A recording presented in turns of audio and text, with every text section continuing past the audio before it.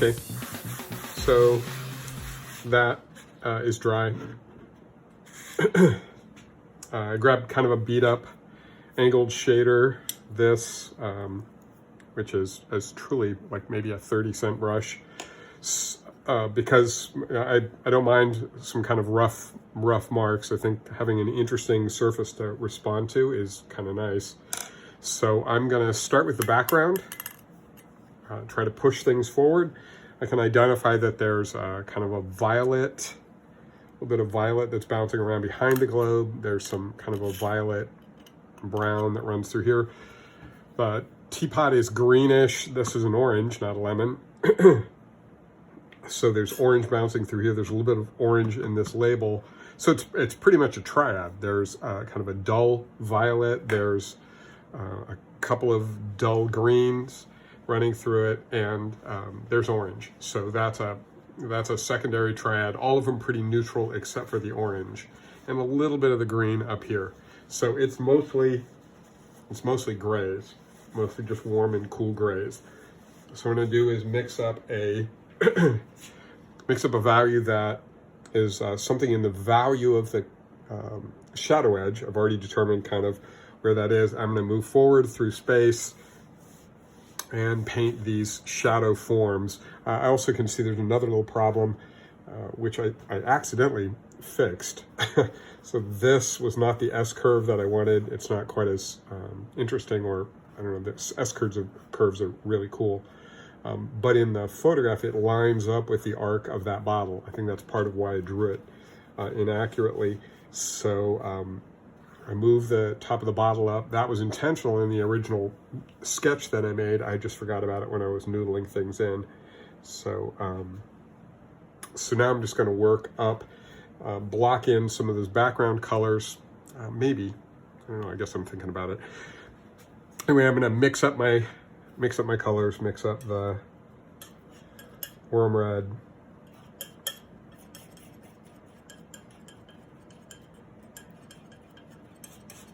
so I have the warm red that's there. I know that there's going to be a substantial amount of color in the orange family and warm red. I don't want it to be boring or tedious, so I'm not interested in making up one color. There is not one color that's going to fix this. Instead, I'm just mixing up colors in a family. It'll be much more interesting if I do that.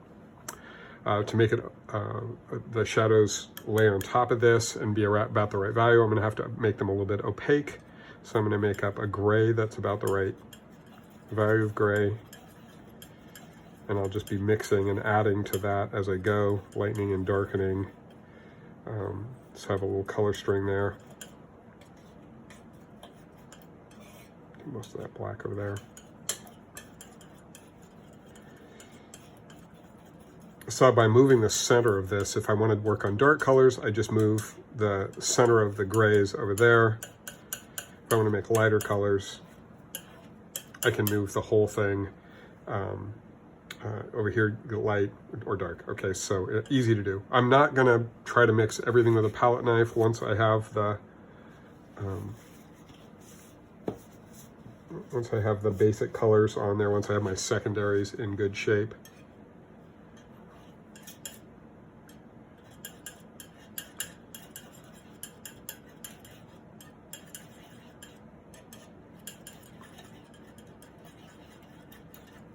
It's easy to make. And the green that I'll be looking at will be somewhere in there. So instead of trying to make up a puddle of color, which I'm seeing a lot of people do, it takes a long time to make a puddle of color, and it's always wrong. No matter what you do, it's not the right color. Lots of energy for next to nothing. So I wouldn't do it. Just try not to make up puddles of color. So you can see I'm going to have to make a couple of moves to get there. That's why I was kind of thinking to myself that what I want to do is start by moving this orange in the right direction. Since it's in the shadows, even though it's orange, colors in the shadows are neutralized. Okay, so that's better. It was a little too dark. So the colors in the shadows are going to be more neutral. Red is is darker. There's more red over in this shape.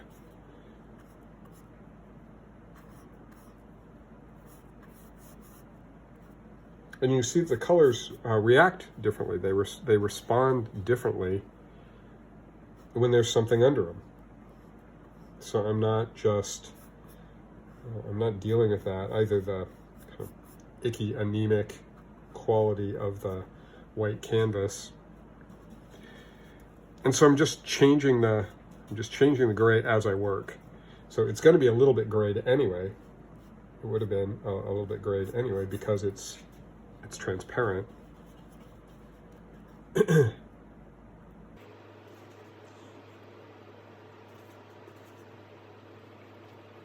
So you can go through and mix the colors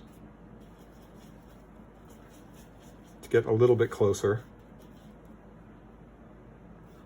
and harden soft edges. So this form comes up like that. Just put a little bit of yellow. Yeah, okay, it's got a little bit more of a red note to it over there, and lighter.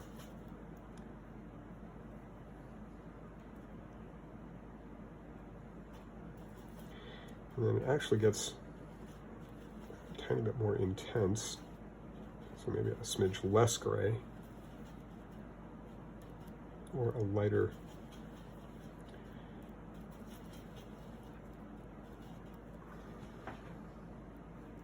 Yeah, okay. So the value is a little lighter there and through there.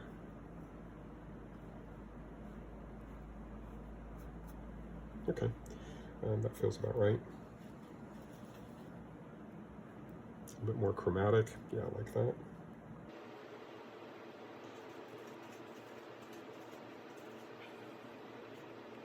Okay, so I'm getting the orange back on track to being an orange. It had gotten a little dark. But the gray underneath actually helped me a lot anyway, regardless. And as I'm going through, I'm just restocking my palette. Again, it's better to make too little of the color than too much.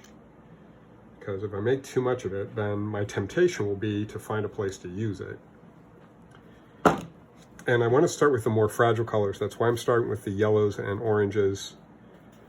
If I start with yellows and oranges and then greens, then I'm looking at the more fragile colors in the shadows.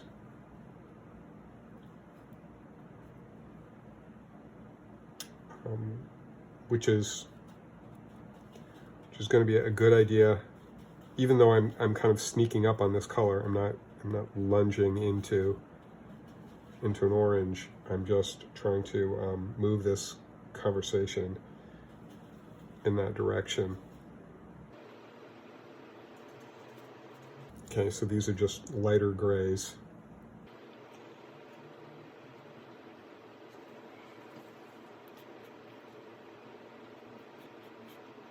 So this is the shadow side of this orange. What I'm doing is kind of looking under the reflected light to see what color is underneath it.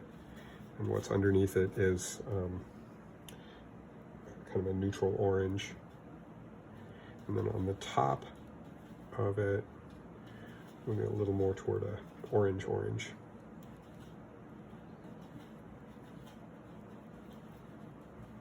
So I'm not trying to mix up puddles of color.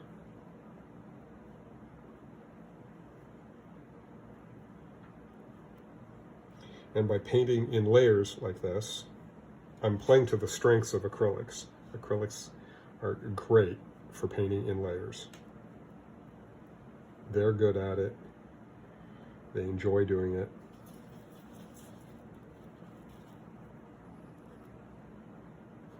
And the painting is more interesting as a result. Okay, so I'm going to let that set up for a minute. And now I can see that label behind it. So while I've got this color on my palette, it's going to be falling back behind, so it needs to be darker. And although it is in this orange family, it's a tone, a slightly darker tone. Yeah, okay, something like that.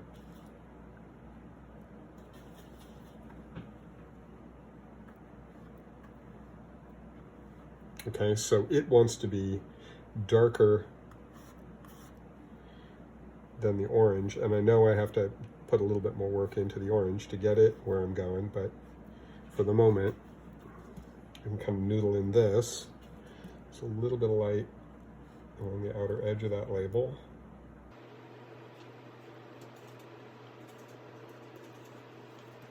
And I want you to see, I'm not, you know, I'm not making up big chunks of color. These are pretty small passes of each color. So there's a little water chunky there.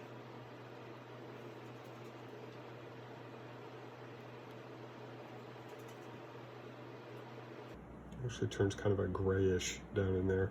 And then there's a bit of this reflected gray.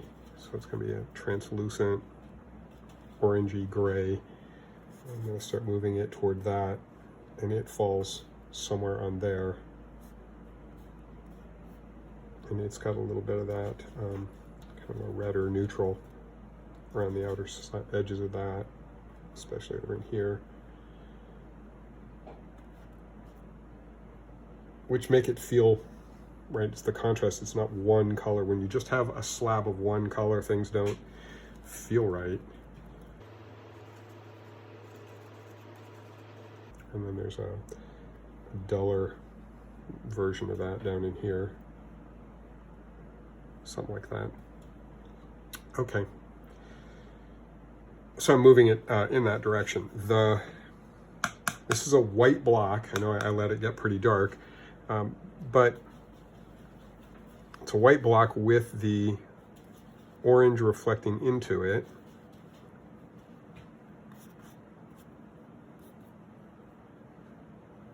Okay, so it's a more neutral gray farther from the orange. So again, what I'm looking at is a color string that has a more neutral quality over here.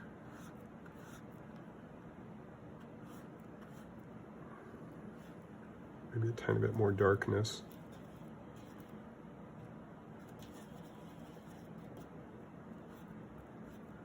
Yeah, okay, so that blue we talked about, so you use the complement. When you've got a color string, you can use the complement. The blue is kind of an anti-orange. So if I want the orange to look more intense, by bringing a little blue in over here, it helps the orange have more of a voice when it's in conjunction, right? So when it's up against that blue,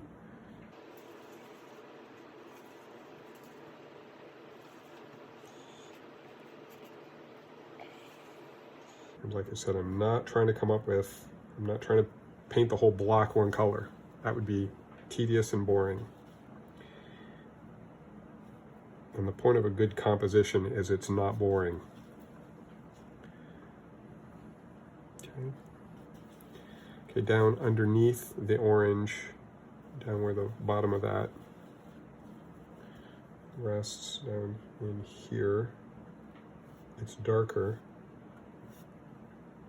And that's the reason to lay these colors in. So what I'm doing is just fine-tuning the shadows. Okay, and then the colors in between are the colors in between. Okay,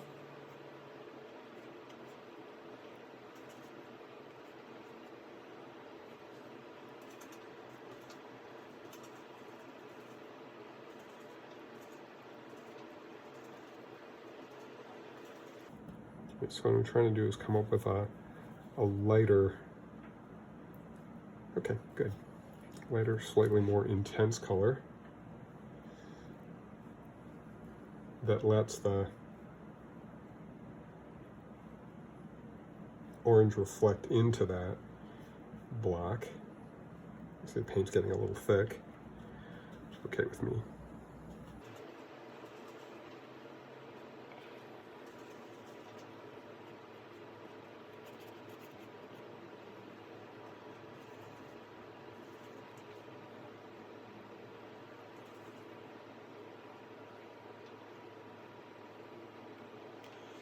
Okay.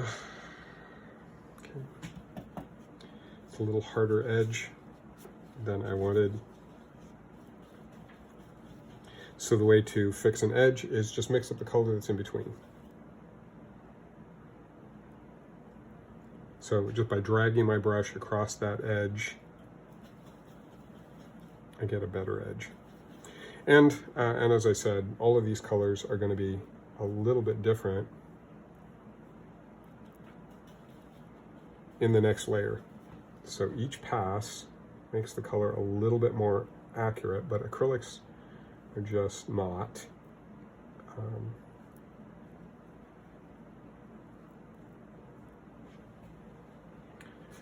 They're not ready for prime time right out of the tube. You need to build up a layer or two to get them there.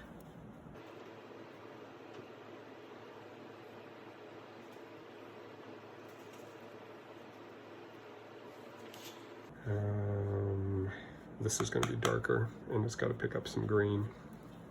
Right, it's reflecting on a green pot, so it's got to contain some green. So it's going to be an orange version of green. There we go. Okay, so that's more in the neighborhood.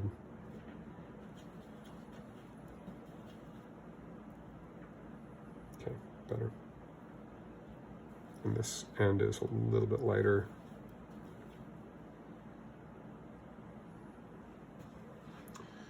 Far end is just a tiny bit darker and redder.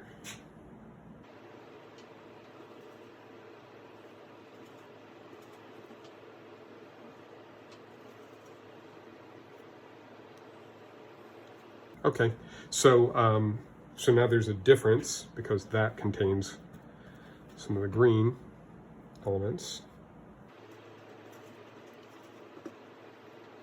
Okay. So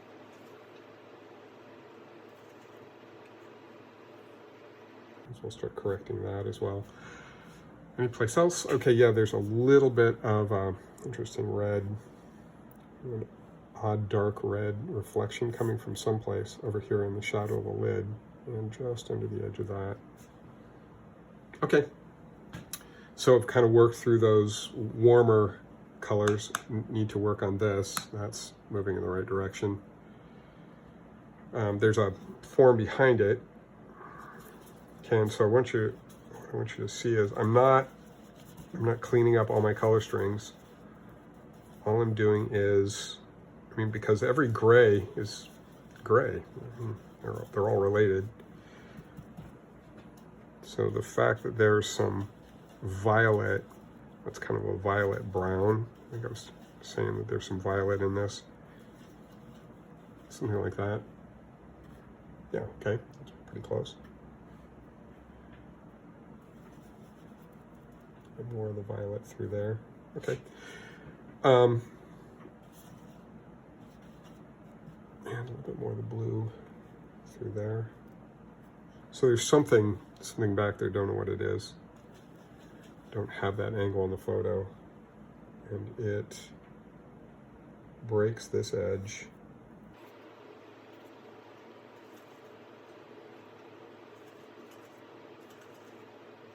And kind of turn this up like that. Okay, so I'm going to put that back in there. Anything else that's in that neighborhood? Okay, I'm gonna define this a little bit. It just falls away to black, but black's no help. And we know that the black is kind of an illusion. It's just the photo telling me it's real dark. That's all that means. It got pretty dark. So I'm going to start moving it toward pretty dark. I think the globe kind of makes sense. Okay, I'm going to let this all dry, clean my brush. Like I said, so this is like a bargain angled shader. I'm getting a little bit of water building up around the edges of the palette because each time I spray it, the water actually runs off because the butcher tray is higher in the middle. We won't talk about why, but it is a butcher tray. And so I'm gonna soak a little of that up. So it finally burnt through that paper towel. Okay, put this on there and let it dry. I'm gonna post this when I have the shadows noodled in, when they're kind of in good shape. So when I get this green and this orange gray, oh, that's got some orange in it as well. Okay, so when I come back in, I'll take a look at that orange gray. There's a bit of warmth down on this end. Okay. Okay, so we've moved the orange a little brighter. We made this lighter. We found a green-orange reflection to put on this. We started to create the curve of that. We pushed this bottle back behind this and used that to push this forward. We created a form back there, which is pushing that bottle back behind this and up from that. So step by step, what we're doing is we're creating what's in back and what's in front. So now I'm interested in the shadows, like everything that's going on back there, everything in the background. I'm going to put an initial pass on that's underpainting the colors that are going to be beneath the bottle. And for that, I'm going to need a range of grays. So I'm going to be throwing some gray in there, lighter and darker grays, with a little bit of violet and a little bit of orange. So it's a color somewhere in there. So between violet and brown is kind of what's going on back here behind that form. And what I don't want to do, again, I don't want to mix up a slab of color. I'm interested in getting there in an interesting way. So if the color is uninteresting, then it'll make for a less interesting painting. And I want an interesting painting, right? Okay, so that's better. And then the gray back there has got a little bit of this red. It's a darker note. It's got kind of a red-violet thing going on in a darker gray. As long as I'm working in the shadows, right, then good. Okay, so I'm pretty close to the value that was already there. That's what I wanted. So I'm using the value that's in place kind of as my departure point because it wasn't bad. There's kind of a warm and cool thing going on there. There's also a little bit of that kind of reddish brown going on up here in the shape of this, the way the globe kind of arcs down to become Africa, and there's a little bit of reflected light coming up from the yellow, and so it feels something like that. And the underside of that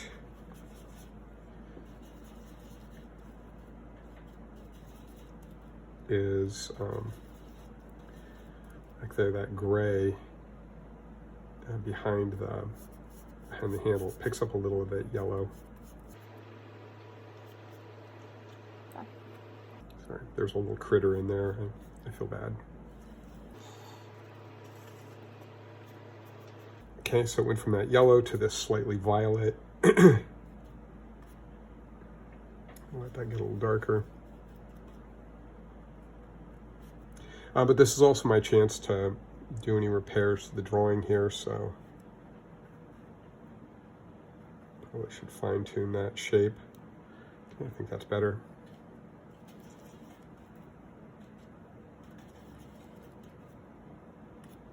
Okay, and then bring in the color that's up there, so I want to be pretty close to that.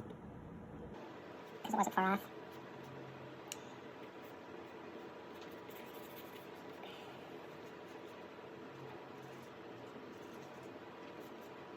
Okay, I'm going to use this temperature in there. There's actually a violet note that runs through the green, so I don't want to lose that, and I don't want to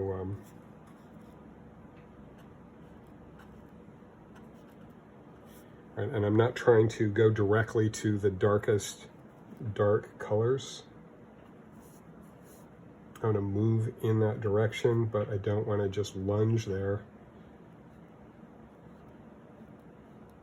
And what you'll find is something will feel like a shadow if it falls back in space.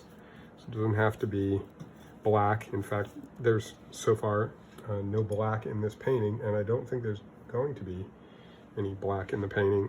I don't see any place in the painting where there's anything quite like it. There are some dark notes, there are little occlusions and things. Okay, and then there's, well, I guess that's going to be, because we're going to allow that to run up against the edge. There's a little bit of A little reflection going through there, something like that. Like I said, this has got to come down just a little bit, and this has got to come up.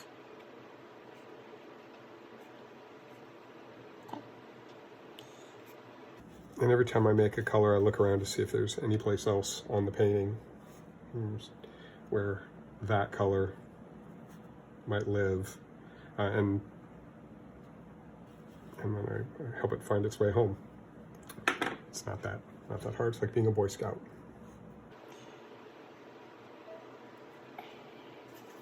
Okay, except I don't want to overuse any color. So any color that I find, I'm gonna check it because otherwise it'll get boring really fast.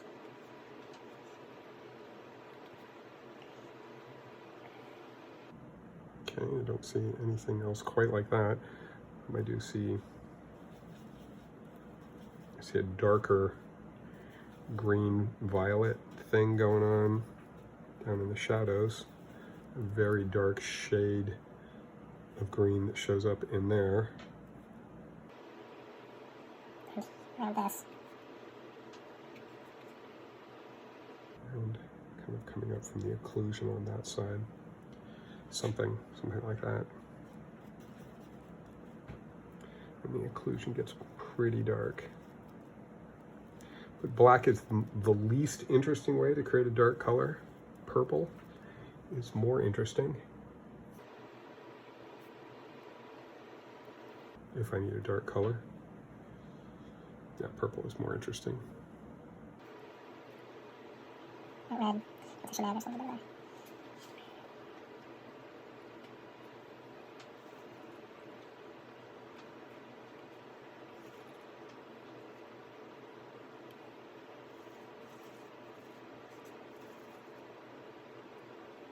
Okay.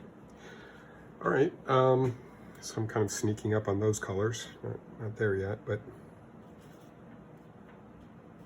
moving toward them.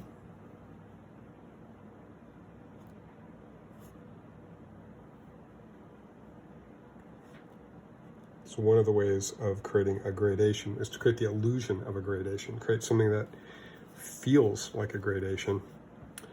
This green apple up here. Gotta deal with it. I'll have to decide later on exactly what's going on with it, but okay, so I'm still in the shadows. I'm still working in shadow colors, but as we talked about when we were discussing light logic, the shadows come in a lot of different values, from the shadow edge into the occlusion is actually, on most objects, it's more than half of the color. Okay, so there's this cool, right, let's look at that, see if that works.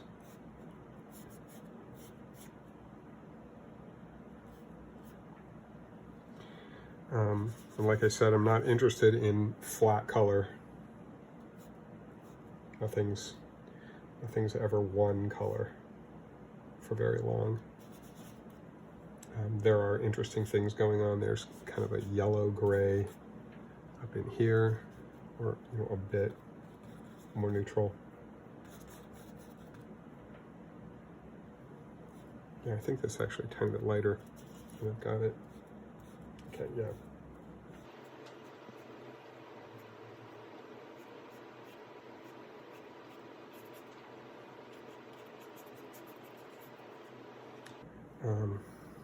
Some really interesting, wild little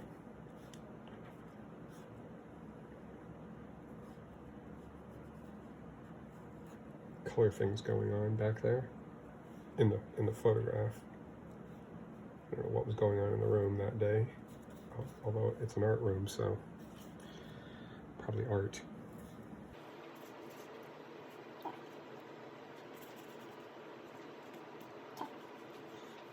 The temperature shifts helps to make that a lot more interesting. Some stuff going on back there.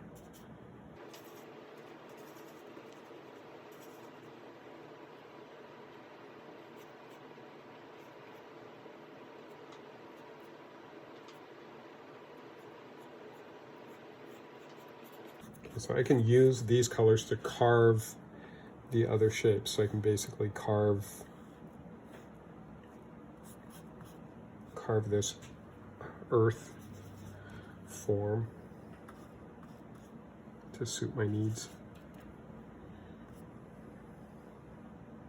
like you do, right?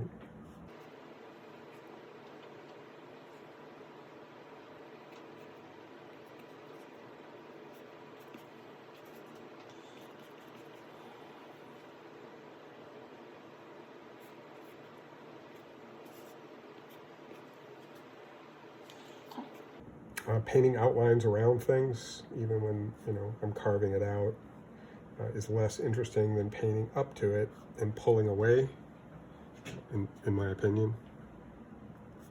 So just getting a little of that going on. All right, so now I'm bringing that bottle forward. So where it hits the bottle glass has a temperature. Usually it's just a little cooler than what's going on around it. I'm going to say it's that green violet again. Bristle from one of the cheap brushes trapped in the paint.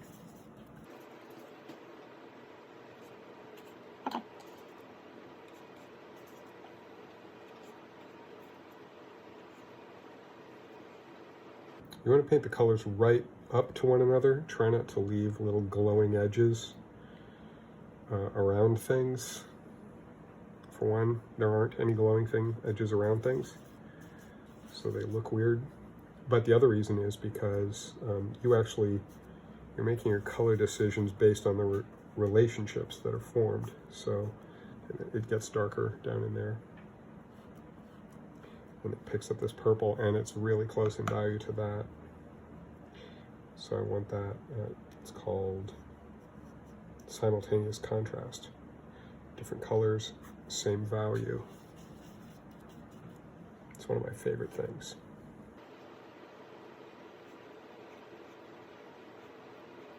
I try not to have favorites, but I don't have any favorite colors. It just ticks the other ones off. But there are visual feelings that are just too cool to ignore.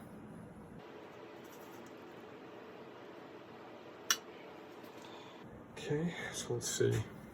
I think, again, because of the angle that I'm at, I think I carved into that a little too much. Now it looks like the earth is passing there when in fact it comes somewhere down in here. So I'll have to mess with that again. Or not. I mean, if you guys won't tell anybody.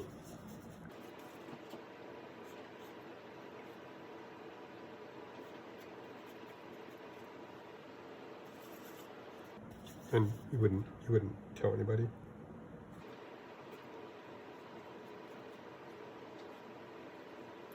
Okay, All right, so the other thing is I think it's important that there be the sense that there's something going on back there.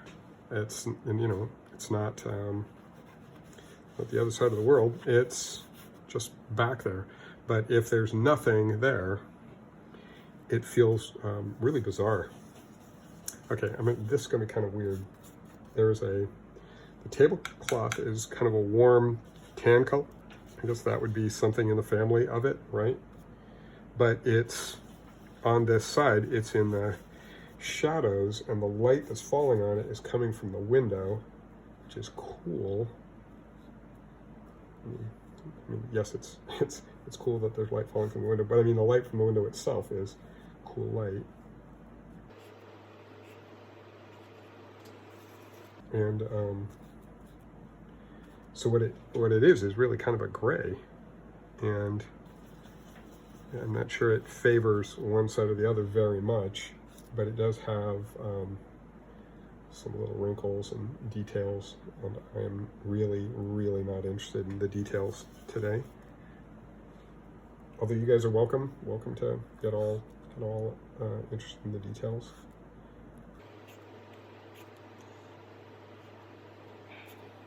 But what we're interested in is composition. And a teacher I had sometime in the late Renaissance, but some teacher that I had told me, you can't save a bad composition with good details.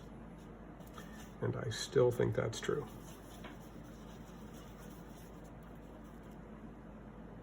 Okay, so actually that's kind of interesting, is it turns out that there's just a touch of green in it. So when I add that green into it, so somewhere between blue and orange, I guess that kind of makes sense. Okay, it's got just a little bit of green in it, and the shadows are just a little bit violet.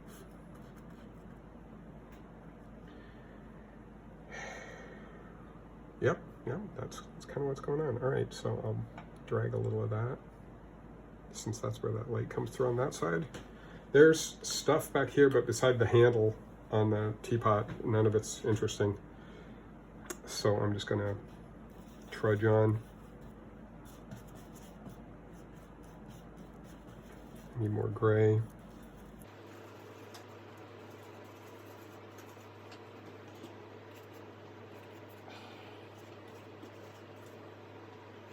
Yeah, okay, so there's a little bit of that violet gray running through there, down to that violet form. I want that to be an interesting violet. So you can't see, but that's actually the dark color that's going to be back there. And then there is a similarly valued, slightly warmer color. Yeah, too light.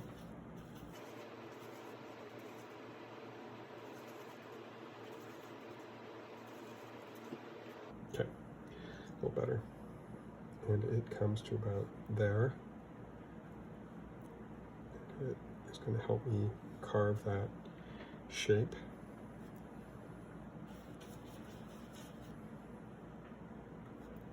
Yeah, okay, and the variety that's in there is useful as well.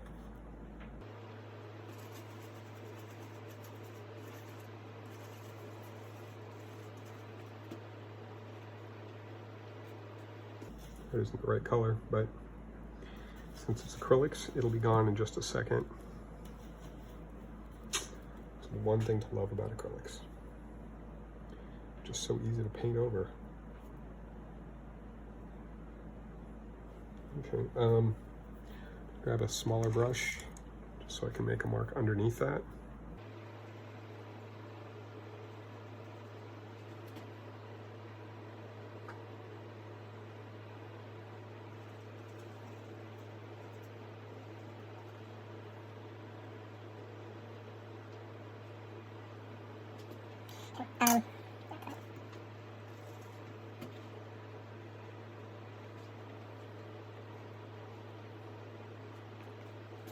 Okay, something like that.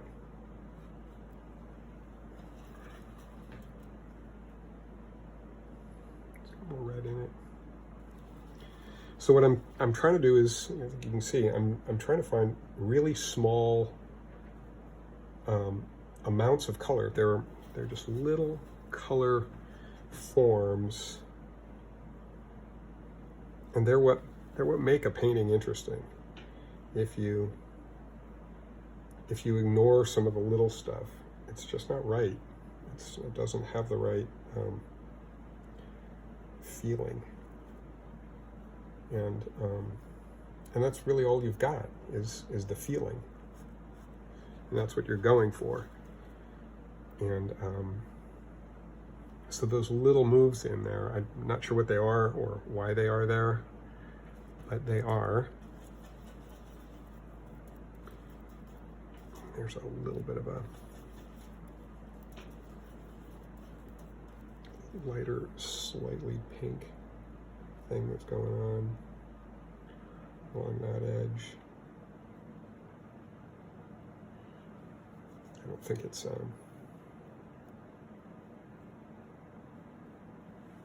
yeah, better. Okay.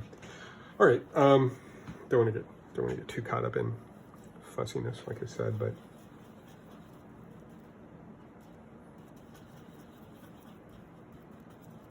when you get the values right, and especially with acrylics, it really sings. It can sing.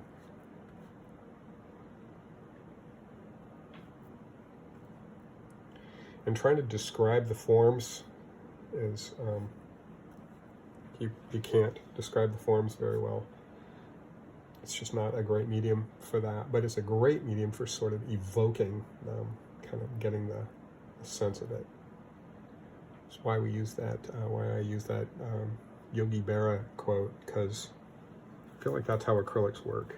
Everything you do in acrylics, to me, they've got that, you know what I mean, quality to them.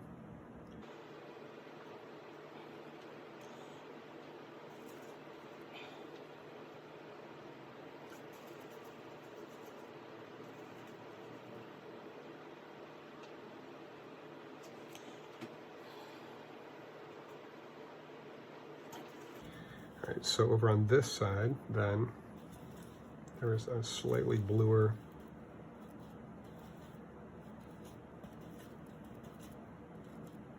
and you can see it still looks like gray, right? It's just slightly bluer. It's not blue, right? It's just bluer than the color that was down there.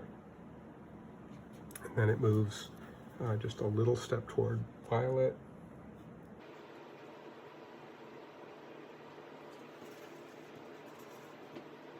Creating that transition into the next color.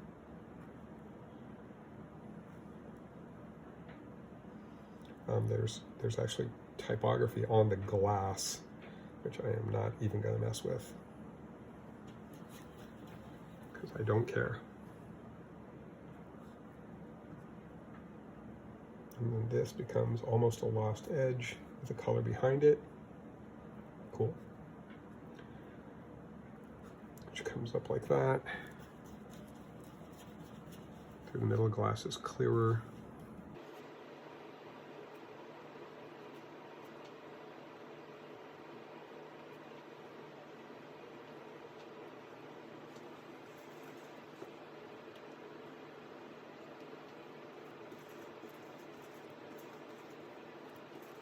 And you can see these are all just little tiny gray moves. There's nothing too bold to bottle. It's made out of glass in front of a gray wall. It's not a very exciting, there we go, okay. It's not a very exciting color.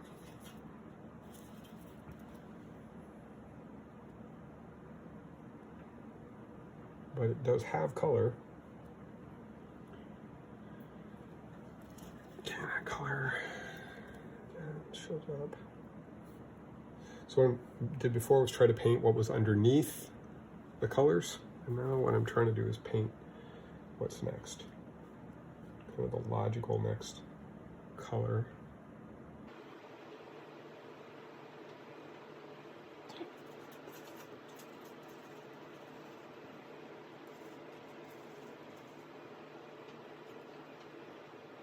And you see I'm not changing the value. I'm changing the color just a little bit. But I'm not trying to change the value.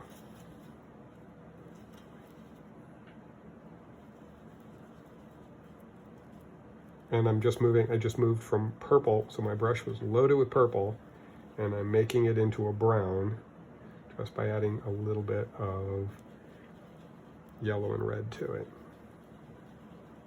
Okay, maybe a little more than a little. Any choices? Okay. Better?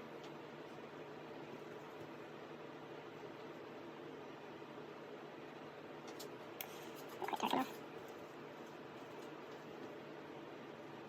I think that's the core shadow of that form.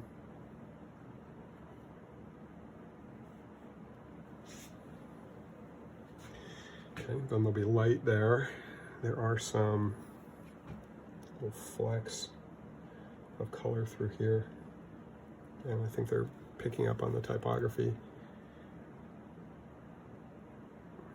And then as the paint dries, like I said, it shifts. Sometimes it shifts in a more boring way, in which case I want to fight that.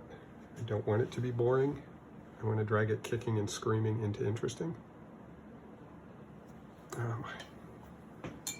Try not to leave your brushes laying around, they'll get wrecked.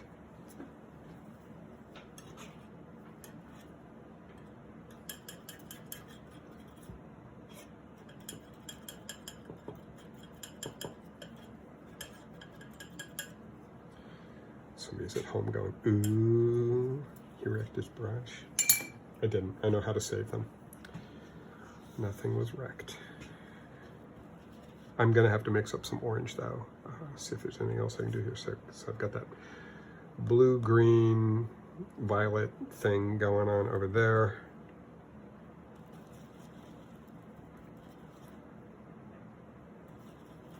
Which gets slightly lighter as it falls over the edge. And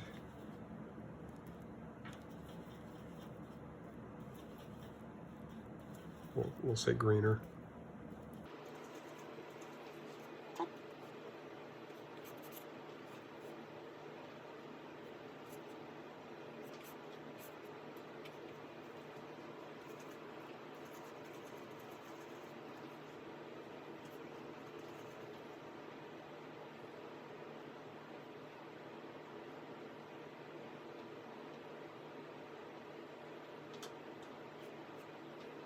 I think all that's going to dry darker and more subtle, and if not, I'll be back. And the contrast gets a tiny bit bigger as it comes forward. Okay, good.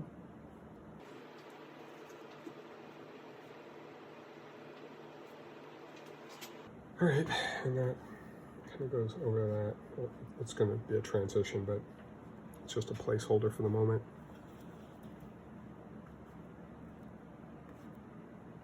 For a different transition. I don't think I need anything else there. Okay.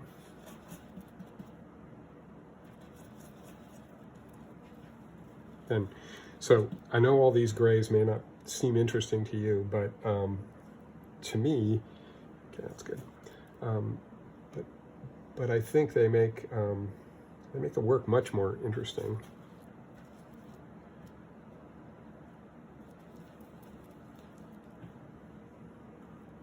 Good. Okay. It's just kind of a constant battle with paint drying in a less interesting color. So as it dries, I'm trying to make it interesting again. If I was, like in a war of words with acrylic, I would say your mother was a wall, your father was a lamppost. Acrylics are just descended from industrial paints, and they're not very interesting. They want to be boring, and it takes some work. You have to really drag them kicking and screaming sometimes to be interesting. They're descended from boring parents, and they think it's cool. Okay, so reflections on both sides. This, I think I can carry that all the way to the edge. I don't encourage you to make stuff up. If you can't see it, then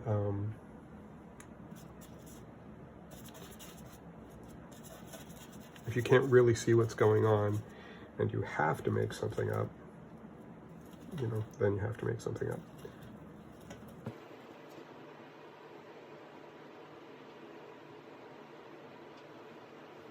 Okay. I think that's what's going on with the bottle for right now. There are reflections and stuff.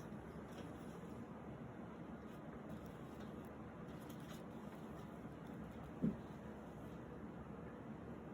bit of blue on that side. Okay, I've got blue there. What else do we have? Blue. Got a bit of blue here and here. There's going to be a highlight. Okay. All right, I'm going to let this dry. I think I might be done with... No, I'm not. I've still got the shadows up there to mess with. Okay, and I haven't resolved the shadows there. Okay, I'm gonna stop this when I have the shadows done, so I can send it to you, so you guys can get this while you're still young and alive.